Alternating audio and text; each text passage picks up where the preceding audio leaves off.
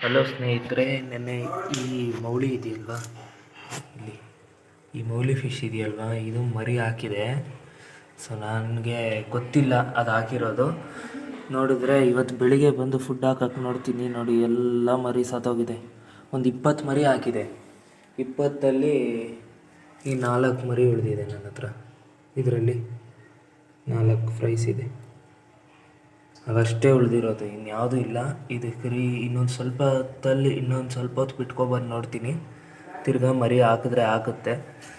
ಮತ್ತು ನೆಕ್ಸ್ಟ್ ಅಪ್ಡೇಟಿಗೆ ಬರೋದಾದರೆ, ಇದು ಹೆಲ್ತಿಯಾಗಿದೆ, ಇದು ಹೆಲ್ತಿಯಾಗಿದೆ, ಇದು ಹೆಲ್ತಿಯಾಗಿದೆ, ಗೋಲ್ಡೀಸು ಹೆಲ್ತಿಯಾಗಿದೆ, ಇಲ್ಲಿನೂ ಹೆಲ್ತಿಯಾಗಿದೆ.